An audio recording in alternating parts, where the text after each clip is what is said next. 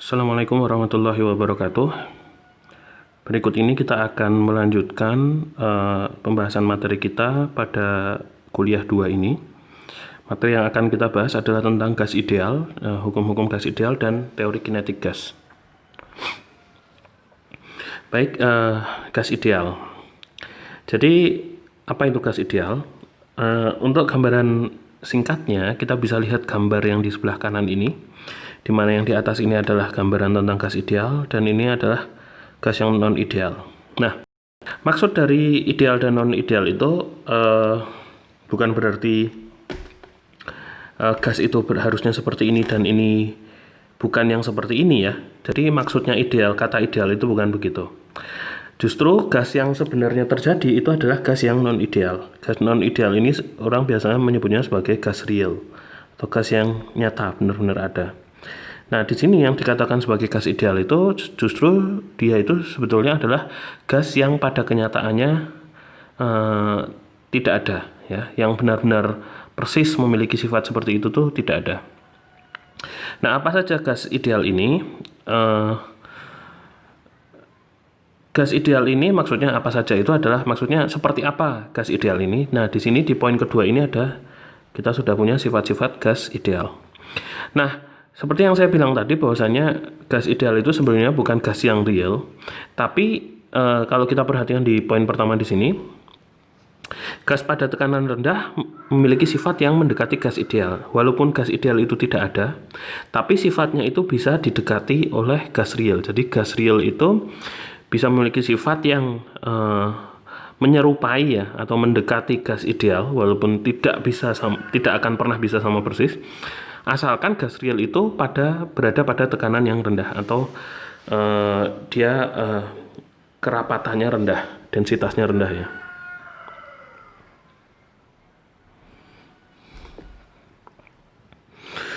Nah, ini ada mana gas real bisa mendekati sifat gas ideal. Nah, apa itu sifat-sifat gas ideal? Yaitu yang pertama, poin pertama, tidak terdapat interaksi antar partikel atau molekul gas yang ini. Nah, kita bisa lihat di sini kalau di gambar yang sebelah kanan, itu di sini adalah partikel-partikel gas ya. Ini atau partikel atau molekul gas. Ini partikel atau molekul gas. Sedangkan yang di sini ini sama untuk yang gas real, itu terdiri dari molekul gas juga. Cuman yang bisa kita lihat secara mencolok bahwasanya di sini tidak ada yang merah-merah ini ya, seperti merah-merah yang menghubungkan antar gas di gas real itu tidak terdapat di gas ideal. Nah, merah-merah ini apa? Merah-merah ini itu sebenarnya kita bisa gambarkan juga sebagai misalnya seperti per gitu ya, per yang mengikat antar gas itu.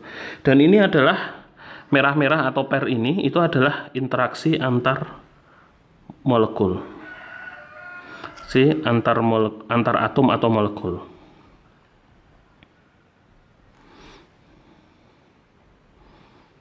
Nah, interaksi antar atom atau molekul itu tidak terdapat di dalam gas ideal, gitu ya. Nah, interaksinya itu seperti apa? Interaksinya itu adalah interaksi bisa tarik-menarik, bisa tolak-menolak, tapi umumnya dia adalah kalau misalnya gasnya itu gas ion gitu, maka dia interaksinya tolak-menolak. Misalnya gas ion yang semuanya positif gitu, maka interaksinya tolak-menolak. Tapi kalau gasnya itu netral, molekul-molekulnya itu netral, maka interaksi yang terjadi di antara mereka itu adalah interaksi tarik-menarik gitu ya. Kadang juga interaksi tarik-menarik ini kita sebut sebagai interaksi van der Waals. Nah, untuk gas ideal tidak terdapat interaksi semacam itu ya. Jadi secara real seluruh molekul atau atom yang ada itu selalu memiliki interaksi antar mereka gitu ya. Jadi kalau gas ideal itu interaksinya ditiadakan. Kita anggap molekul-molekul gas itu tidak memiliki interaksi antar sesama mereka. Kemudian poin kedua dari sifat-sifat gas ideal itu adalah tumbukan antar partikel gas ideal itu adalah tumbukan yang lenting sempurna. Nah, di sini kita bisa lihat tanda panah ini sebenarnya adalah kecepatan dari si molekul-molekul gasnya ya. Ini adalah kecepatan. Tentu karena mereka itu banyak di dalam situ, mereka bisa jadi kadang saling bertumbukan antar partikel gas. Dan juga kadang bahkan bisa bertumbuh, ya bukan kadang, pasti mereka juga bertumbukan dengan dinding misalnya. Nah, tumbukan-tumbukan yang terjadi ini baik itu antar partikel gasnya ataupun juga dengan dinding itu kita anggap sebagai tumbukan yang lenting sempurna.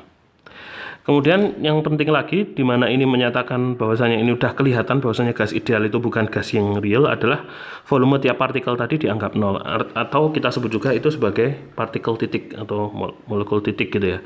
Yang kalau kita sebut sebagai partikel titik itu artinya dia ya hanya titik yang tidak memiliki volume.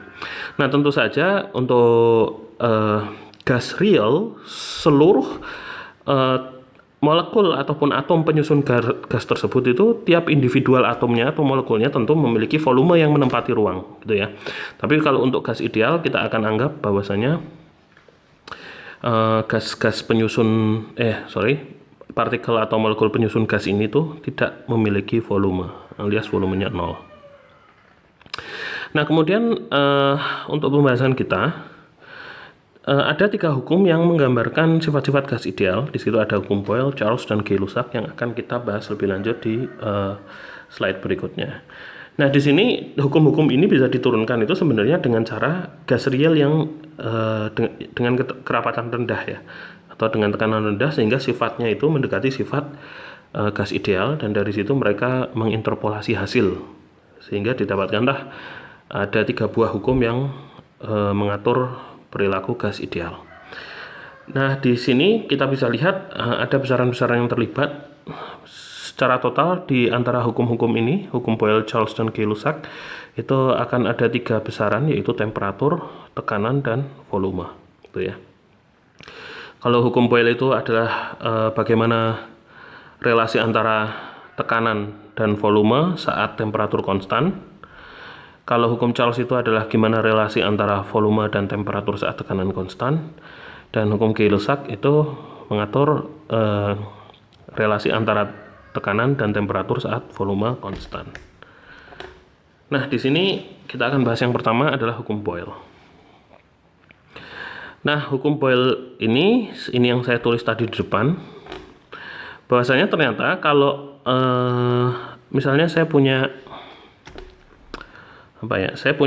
suatu kontainer, dan kontainer ini semacam piston gitulah ya, semacam piston. Nah, di dalamnya ini terdapat gas gitu. Nah, yang dilakukan hukum Boyle, yang dilakukan oleh Boyle ini adalah dia mengubah-ubah volume. Jadi di sini kan dia memiliki volume. Besaran yang diukur itu adalah volume dan tekanannya ya. Yang dia lakukan adalah dia mencari relasi antara bagaimana volume dan tekanan itu berubah saling bergantung ketika temperaturnya itu dijaga konstan. Jadi misalkan saya dorong pistonnya ke bawah sehingga posisinya jadi sekarang di sini. Pistonnya jadi di sini. Nah, tentu saja di sini akan jadi lebih padat. Ketika didorong ke bawah, ini jumlah kerapatan gasnya akan meningkat, tekanan juga akan meningkat. Jadi ketika volumenya dikecilkan,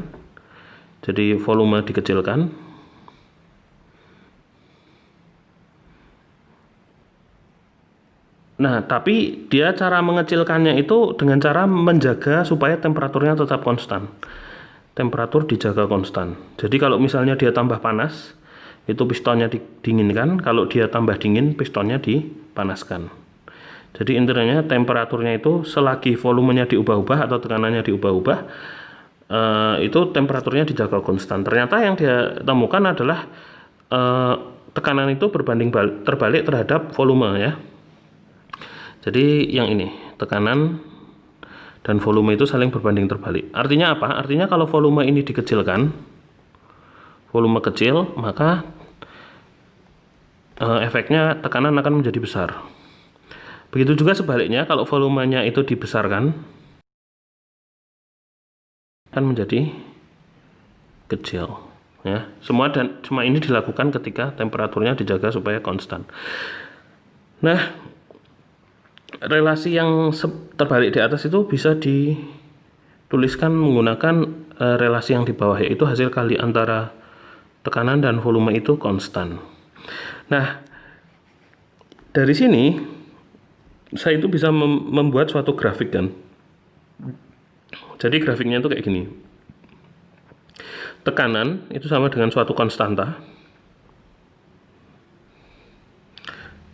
dibagi dengan volume. Jadi saya bisa bikin ini sebagai sumbu Y dan seper volume ini sebagai sumbu X gitu ya.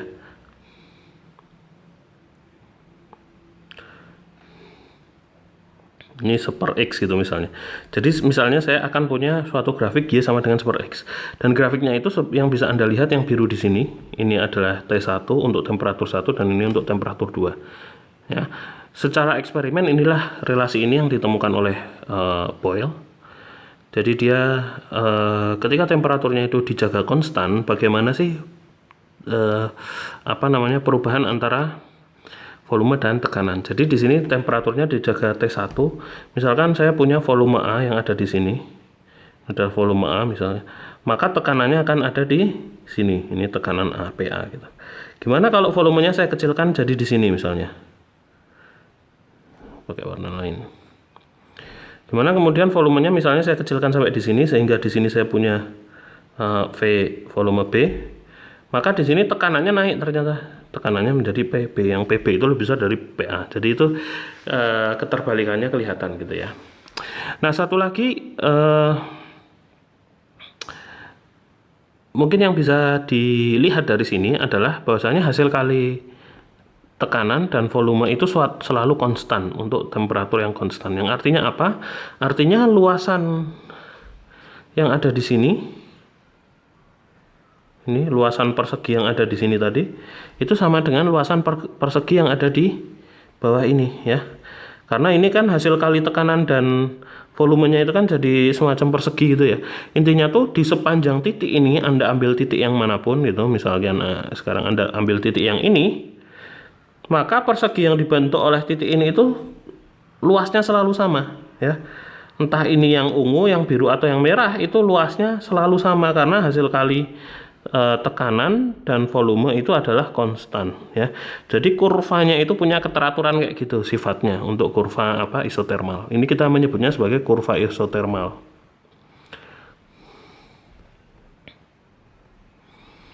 Ya, atau kurva di mana temperatur tidak berubah.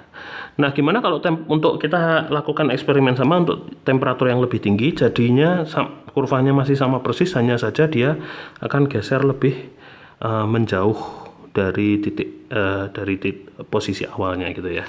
Jadi intinya kalau hukum Boyle itu semacam itu. Nah, kemudian berikutnya adalah hukum Charles. Nah, hukum Charles ini yang diamati adalah bagaimana relasi antara volume dan temperatur saat tekanannya konstan. Jadi bagaimana relasi antara volume dan temperatur saat tekanannya konstan. Masih sama seperti eksperimen yang tadi. Jadi misalkan kita bayangkan ada semacam piston gitu ya. Nah, di sini diisi gas.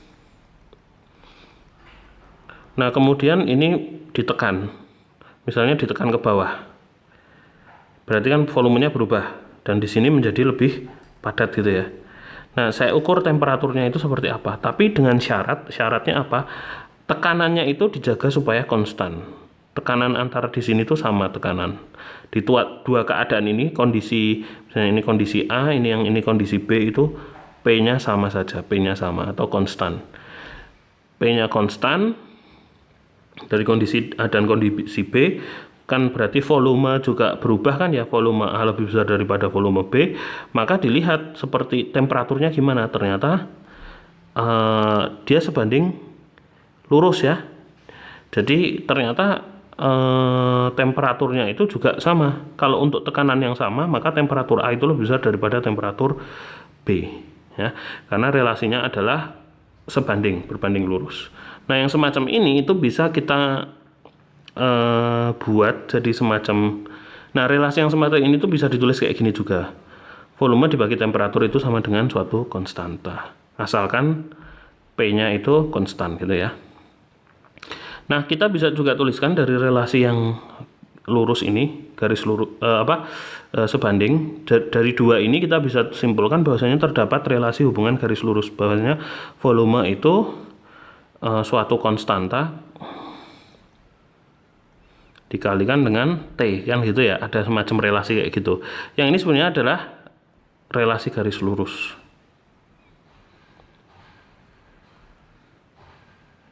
Tuh. Nah, kita bisa lihat di sini relasinya itu digambarkan di kurva antara volume dan temperatur di sini. Jadi ini temperaturnya dalam derajat Celcius, di sini adalah 0 derajat Celcius gitu.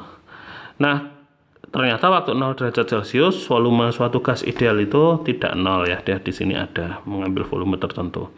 Tapi gimana sih kalau kita lakukan ekstrapolasi misalkan? Jadi misalkan di sini kita akan melakukan ekstrapolasi atau kita tarik garisnya menjadi lebih ke, jadi misalkan ini kita panjangin ini sumbu C-nya. Jadi nah kemudian kita panjangkan juga garis yang biru ini. Oke, jadi kalau kita tarik garisnya, kita lanjutkan gitu ya, ekstrapolasi itu kita lanjutkan tren garisnya. Nah, sampai di titik itu ya. Nah, sekarang kita perhatikan di sini. Di sini ada titik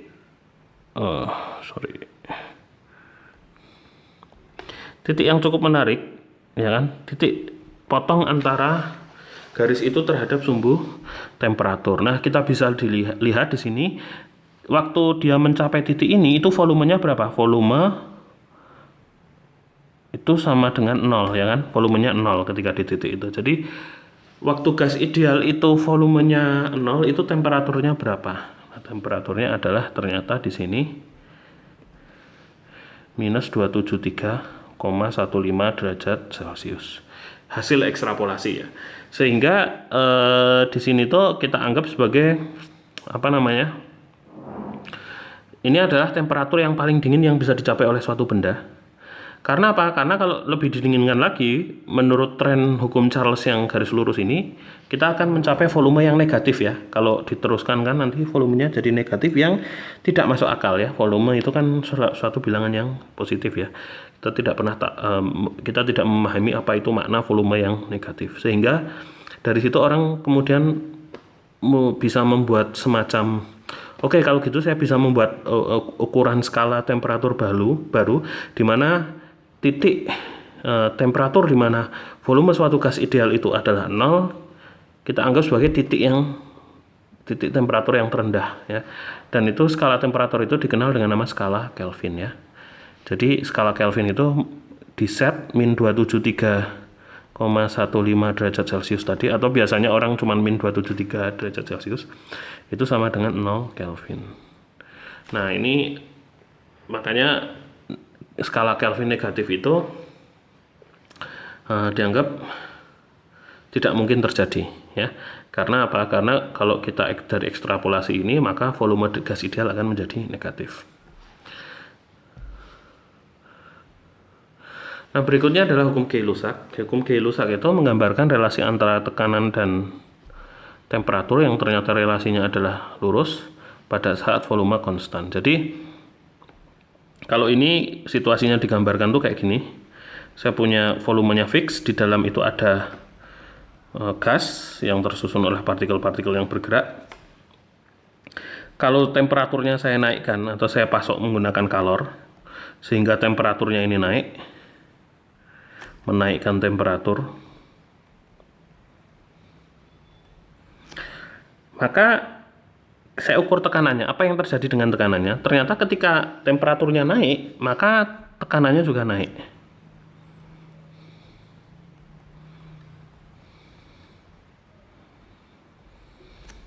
Ya.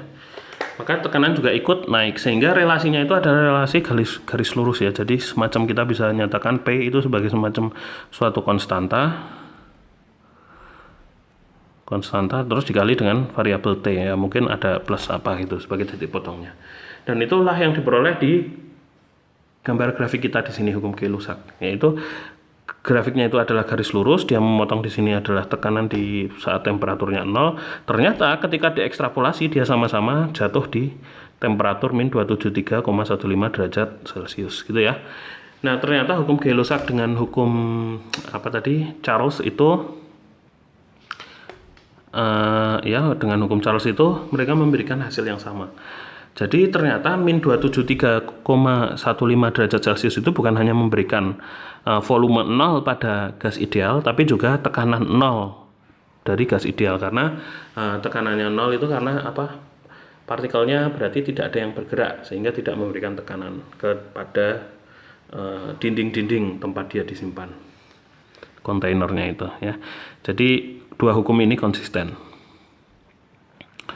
Nah, kemudian dari pemahaman proses tadi, kita akan gunakan dua proses, yaitu isotermal dan isobarik, untuk menurunkan persamaan dari gas ideal ya, persamaan keadaan dari gas ideal. Oke, jadi misalkan saya punya di sini diagram, ini volume, di sini tekanan gitu ya. Nah, perhatikan di sini, ini tadi kan volume dan tekanan itu kita pakai tadi di hukum Boyle ini ya, di hukum Boyle. Sebenarnya mungkin kita tidak gambarkan di sini juga bisa, tapi mungkin kita gambarkan juga. Karena kita proses isotermal tadi menurut gambarkan begini ya. Nah, menurut gambar begini. Nah, isotermal kemudian isobarik. Isobarik itu adalah tekanan konstan. Jadi misalkan dia dilanjutkan ke sini.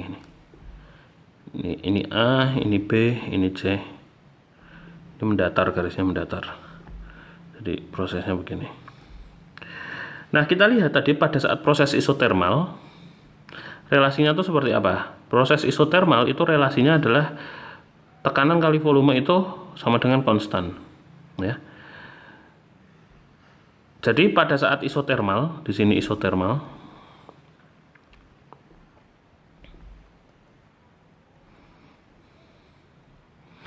ini berlaku tekanan kali volume konstan. Kemudian saat proses isobarik, itu yang berlaku, kita cek tadi, volume dibagi temperatur itu konstan. Ini ya, volume dibagi temperatur itu konstan.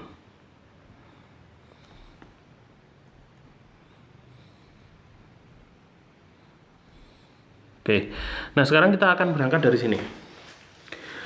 Untuk proses dari A ke B, proses dari A menuju B, maka saya dapatkan tekanan A kali volume A itu sama dengan tekanan B kali volume B, karena hasil kali tekanan dan volumenya tadi kan konstan ya. Oke. Dengan apa tadi? Yang konstan adalah temperatur konstan. Temperatur A sama dengan temperatur B ya. Artinya temperaturnya konstan, tidak berubah. Kemudian kita lanjutkan prosesnya. Prosesnya kita lanjutkan dari apa tadi? B ke C. Ya, B ke C itu yang berlaku hukumnya adalah volume B dibagi dengan temperatur B sama dengan volume C dibagi dengan temperatur C. Dengan apa? Tekanannya konstan, berarti tekanan B sama dengan tekanan C, kan gitu ya. Oke.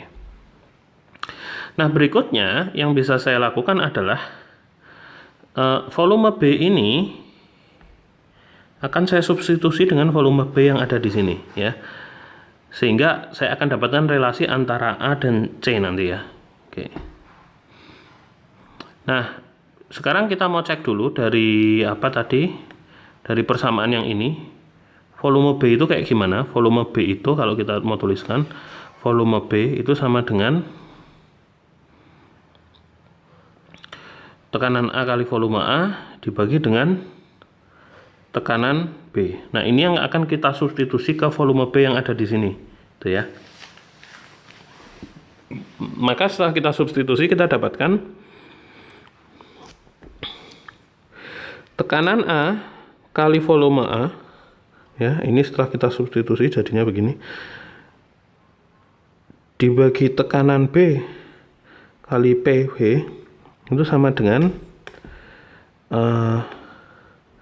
volume C dibagi dengan temperatur C. Gitu.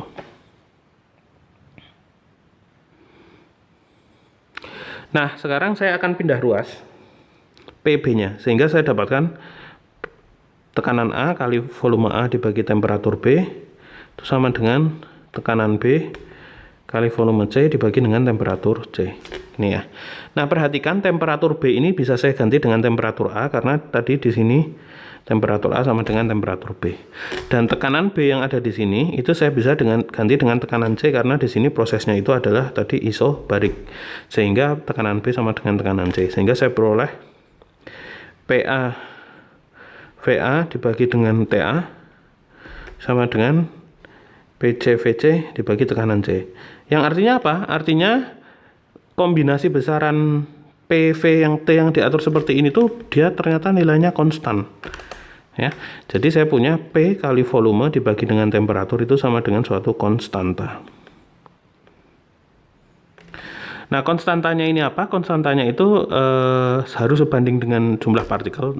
Di situ sebenarnya terdapat argumen lain yang lebih lanjut, tapi saya berikan saja di sini konstantanya itu sama dengan jumlah partikel yang ada di dalam gasnya tadi dikali dengan suatu konstanta Boltzmann KB ya.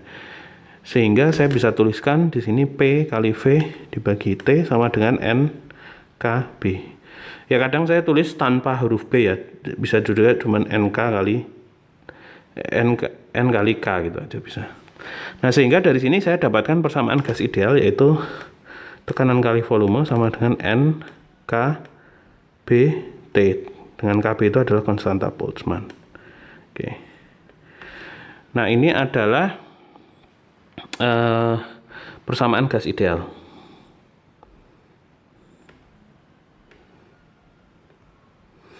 Nah, di sini saya ingin tahu berapa sih besarnya konstanta Boltzmann itu. Kita bisa lihat di kalkulator. Kita beri sedikit space, mungkin sedikit ada yang bisa dihapus di sini.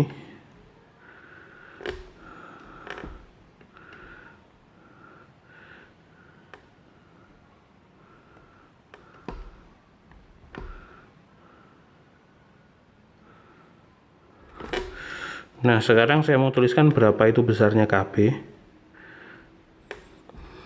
Nah, besarnya KB ini adalah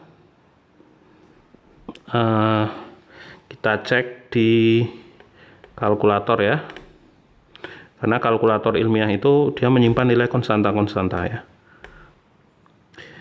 Kita lihat di sini konstantanya konstanta Boltzmann.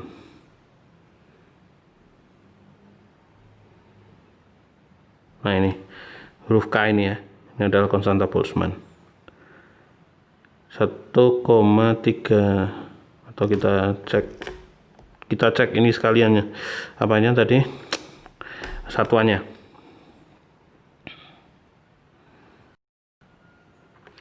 Joule per Kelvin ya. Oke.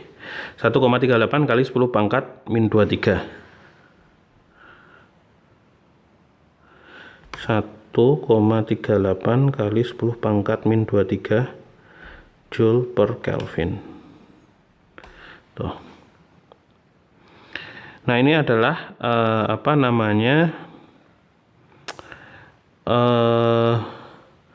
nilai dari konstanta Boltzmann. Nah, ini ya, jadi ini adalah nilai dari konstanta Boltzmann. Jadi saya nulisnya kadang mungkin KB, kadang mungkin hanya pakai huruf K saja. Nah, berikutnya kita akan bahas tentang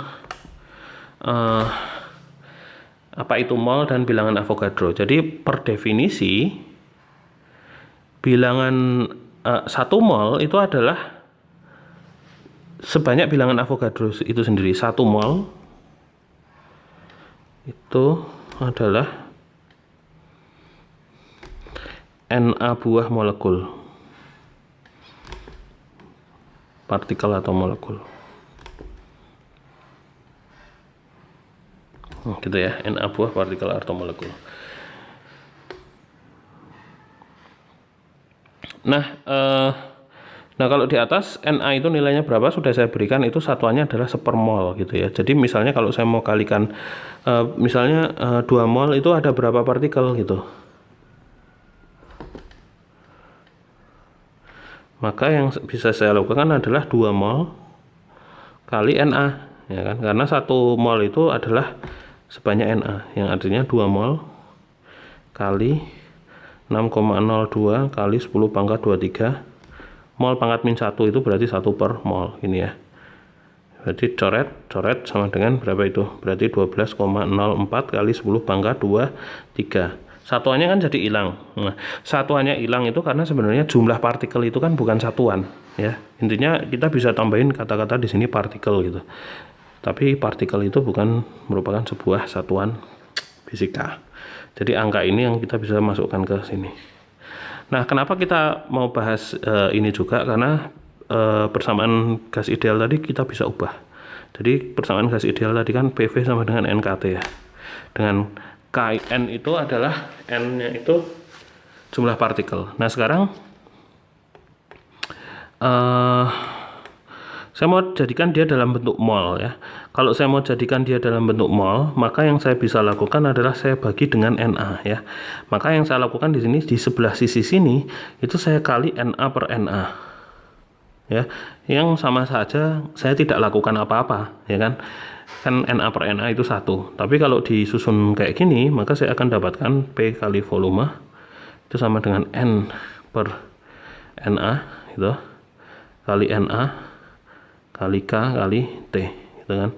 Nah, N dibagi Na ini adalah mol, jumlah molnya yang biasanya kita tulis dengan huruf N kecil, yaitu jumlah mol berapa mol gitu. Kemudian Na kali K ini adalah suatu konstanta baru yang kita namakan sebagai konstanta gas yang kita kenal dengan nama R. Kemudian di sini ada T. Jadi ini adalah juga salah satu bentuk lain dari persamaan gas ideal.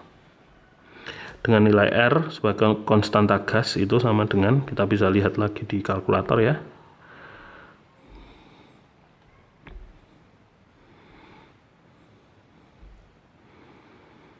Konstanta gas huruf R. Nah, ini ada molar gas konstan ya.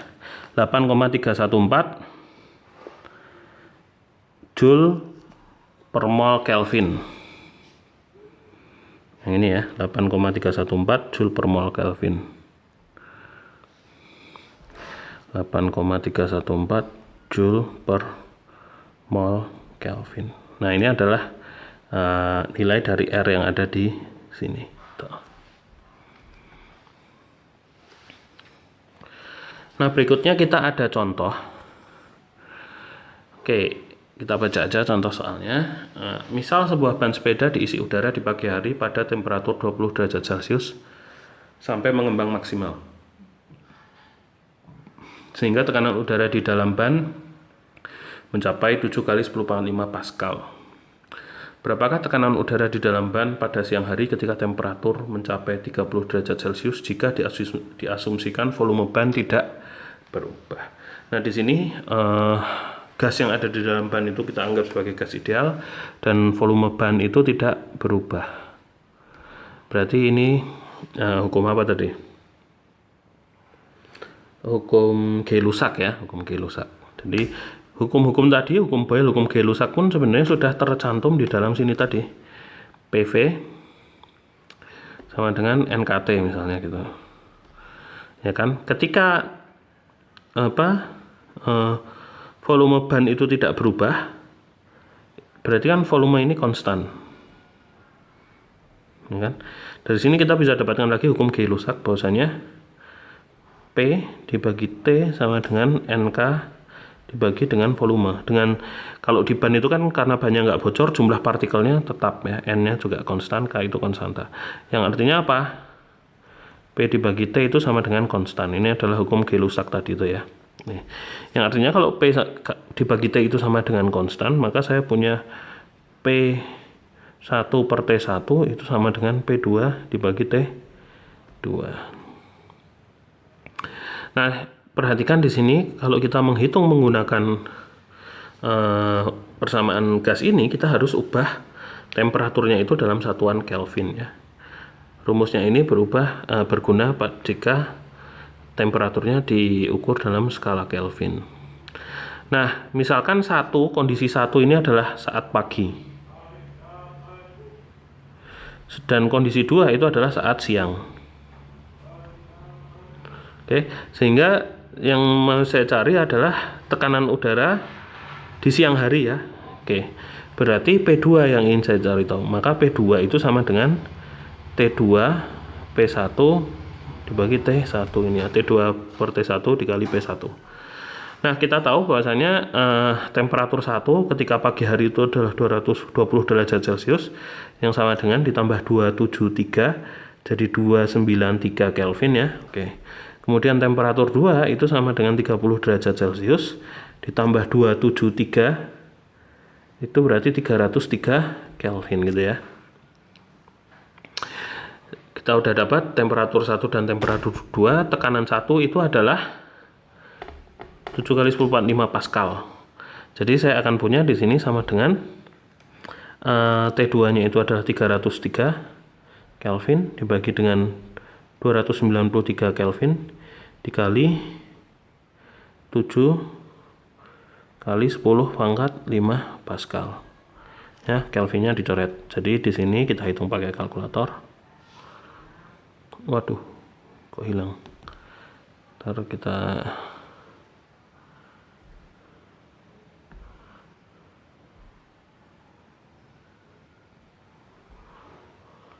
Nah, oke, kita hitung pakai kalkulator.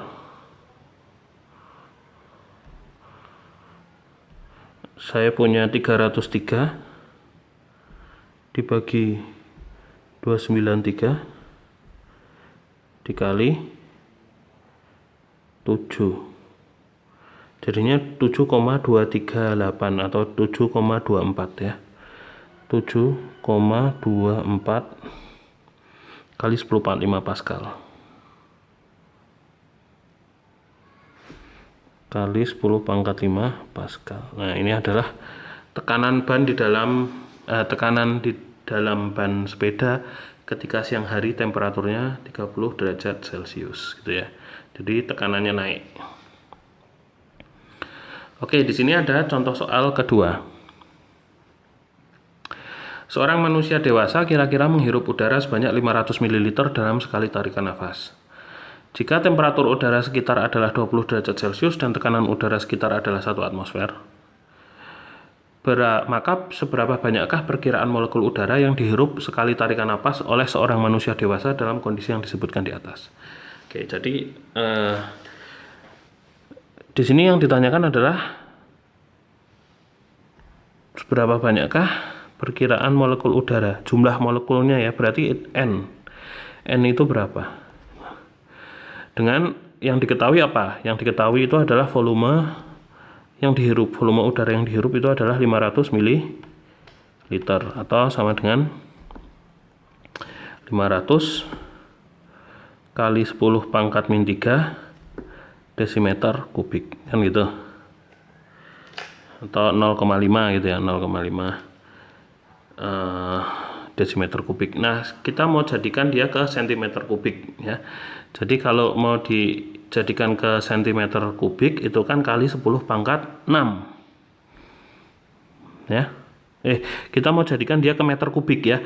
Kalau kita mau jadikan ke meter kubik itu kan berarti senti desimeter ya. Berarti dari desi ke meter itu naiknya 1, berarti kali 10 pangkat min 3 lagi. Maka di sini sama dengan 0,5 kali 10 pangkat min 3 meter kubik gitu ya. Itu adalah 500 ml. Kemudian yang kita ketahui apalagi temperaturnya. Temperatur kita ketahui temperatur adalah 20 derajat Celcius yang sama dengan ditambah 273 berarti 293 Kelvin. Setelah itu yang kita ketahui lagi adalah tekanannya. Tekanannya adalah 1 atmosfer atau sama dengan 101 328 kalau nggak salah ya, 328 Pascal ya. Oke. Nah, kemudian atau kita cari tahu dulu, saya agak lupa 1 atmosfer itu ada berapa Pascal. Kita cari di internet.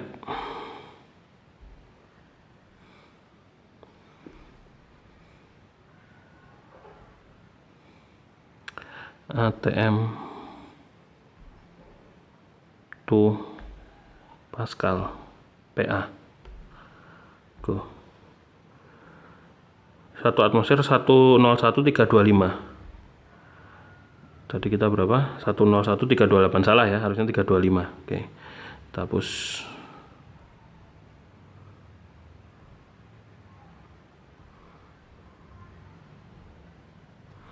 Satu nol satu tiga dua lima harusnya. Oke. Nah, kita udah dapat temperatur, udah dapat tekanan. Sisanya tinggal kita masukkan ke dalam persamaan gas ideal, yaitu tekanan kali volume sama dengan NKT. Dengan K itu konstanta Boltzmann, maka N itu sama dengan KT dibagi dengan P kali volume. Maka di sini konstanta Boltzmann tadi 1,38 kali 10 pangkat 23 Joule per Kelvin. 1,38 kali 10 pangkat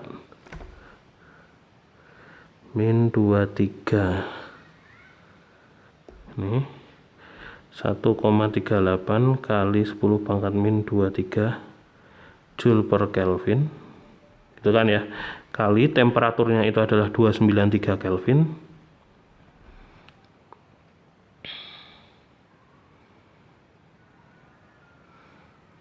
Ya 10 pangkat 23 harusnya ya. Coba kita lihat dulu.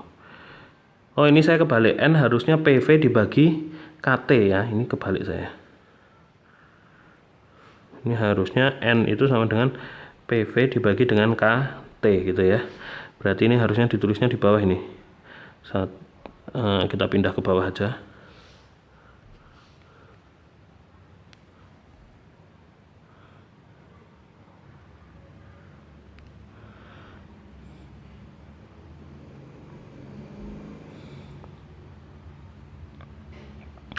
Nah, bagian atas P itu tekanan 101.325 Pascal. 101.000 ya, ini bukan koma, sorry. 101.325 Pascal dikalikan dengan temperatur volumenya adalah 0,5 kali 10 pangkat min 3 meter kubik ya. Di sini Kelvinnya bisa dicoret. Jadi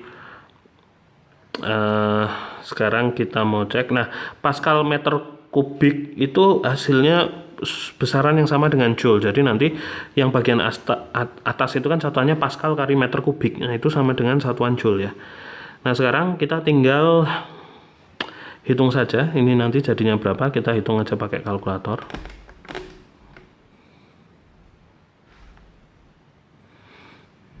Nah, di sini kita punya 101.325 kali 0,5 kali 10 pangkat minus 3 ya kan, dibagi kasih kurung 1,38 atau kita bisa pakai konstanta Boltzmann langsung dari sini, shift konstanta Boltzmann tadi kita cari. Ini Boltzmann konstan K dikali 293 dikali 293 tutup ini ya.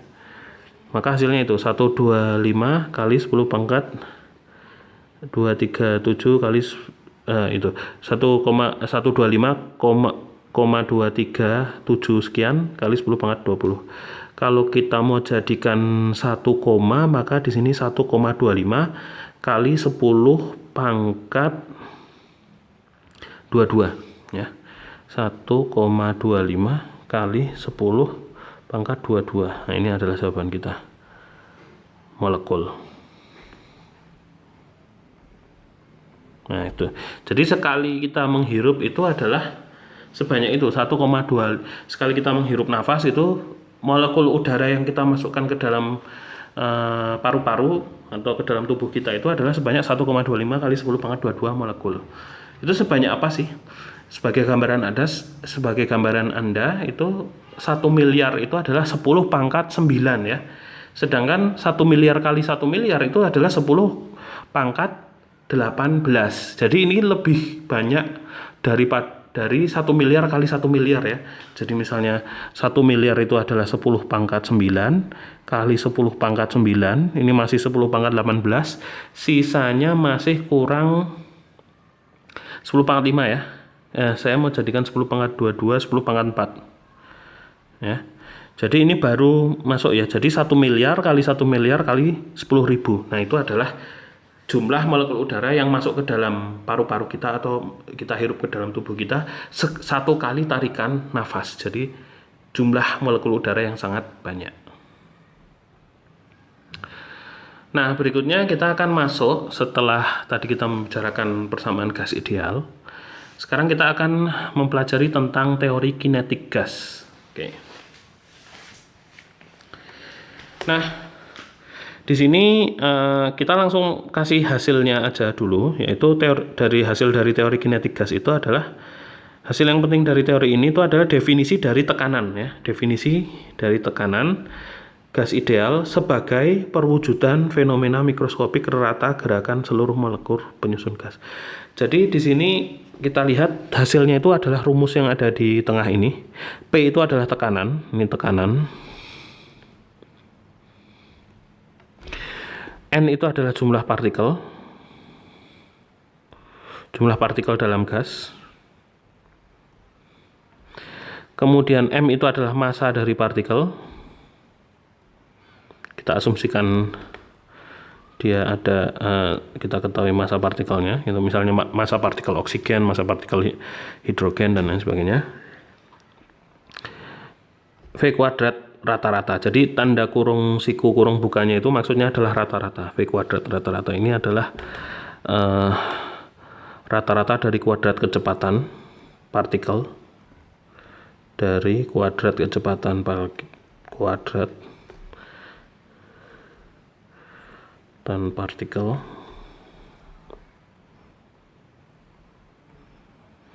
dan V di sini adalah volume kontainer dari gas, volume gasnya.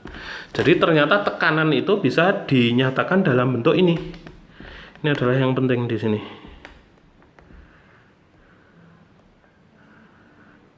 Nah, ini yang penting nih di sini sebagai kuadrat kecepatan rata-rata dari kuadrat kecepatan partikelnya. Jadi kan partikelnya itu penyusun dari suatu gas itu kan banyak sekali ya.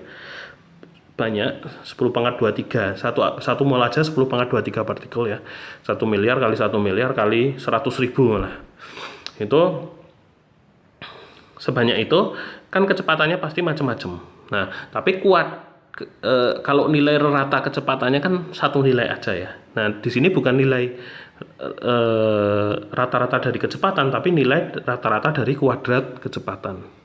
Jadi bisa, kalau kita tahu tekanan sebenarnya, jadi kan relasinya bisa dibalik. Kalau kita tahu tekanan dari suatu gas, kita bisa perkirakan berapa sih kecepatan dari si partikel. Jadi nanti tinggal itu diakar aja. Jadi hanya perkiraan.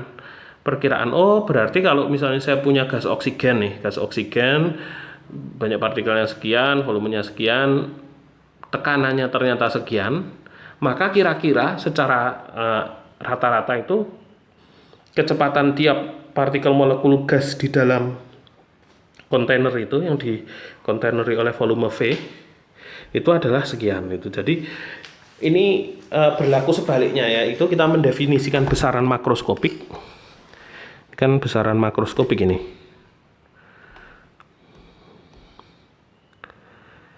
Ini kan besaran makroskopik.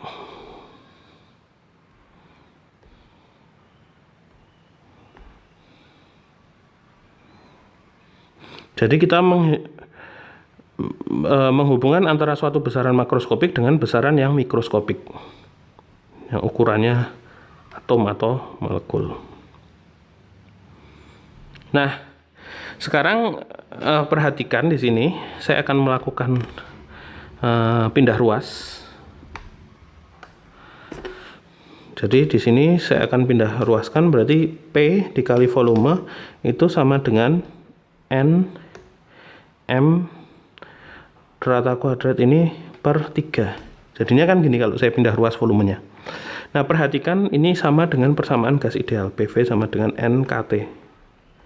Ya, berarti dua ini bisa saya sama dengankan, maka kesimpulannya bagian ini adalah sama. Bagian ini itu bisa disama dengankan ini. Itu ya.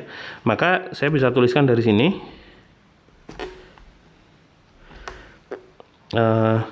M V kuadrat per 3 sama dengan KT. Nah, saya bisa kali angka setengah di sini, dua-duanya saya kali angka setengah, dan tiganya saya pindah ruas, sehingga saya punya di sini setengah M V kuadrat sama dengan 3/2 K kali T. Nah, relasi ini penting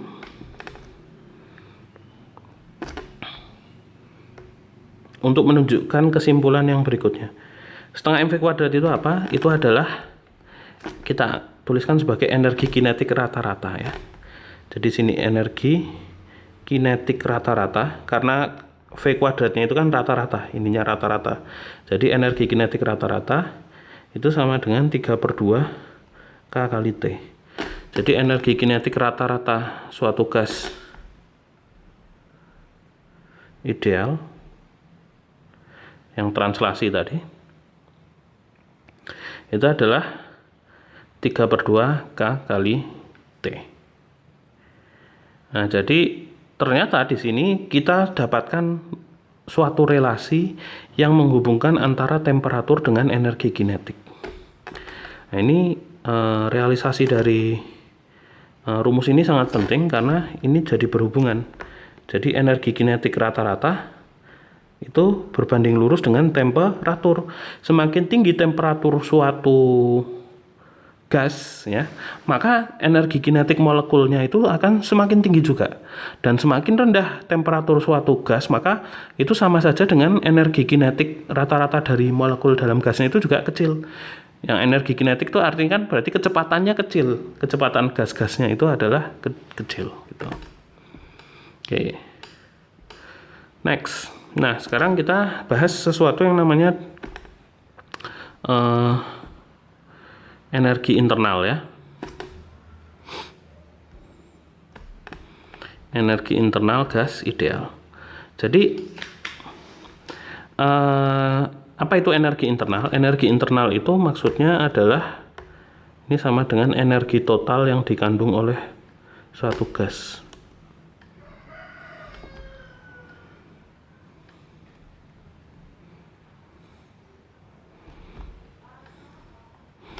Suatu sistem gas ideal.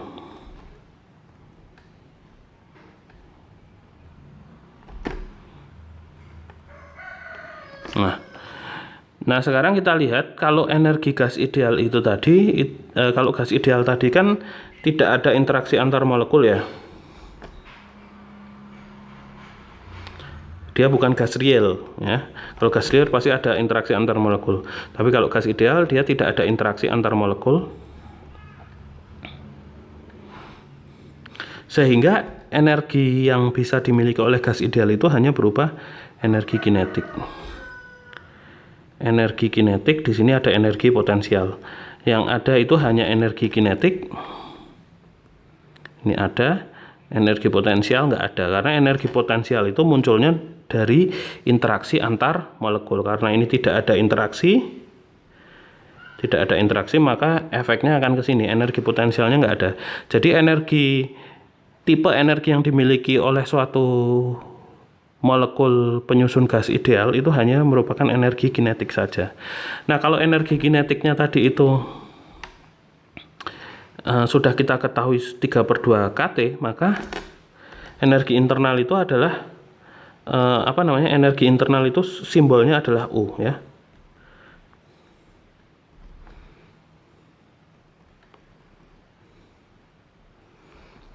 Itu simbolnya adalah huruf U. Nah, U-nya tadi itu adalah berarti sama dengan total energi kinetik dalam gas. Total energi kinetik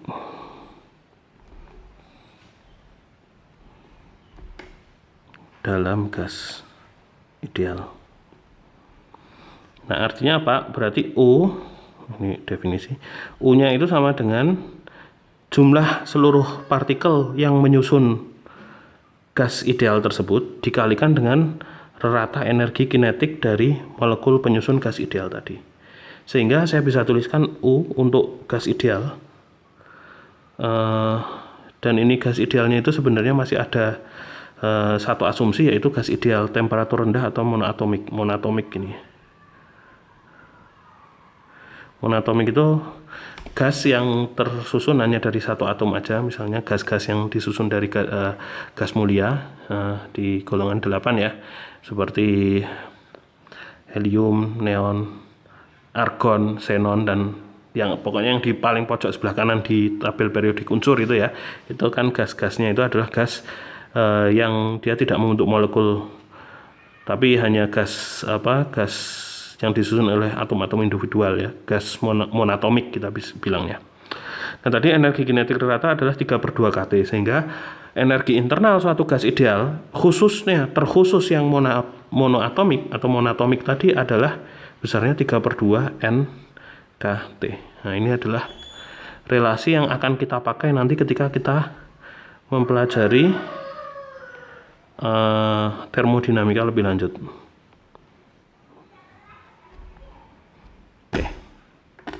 Nah berikutnya,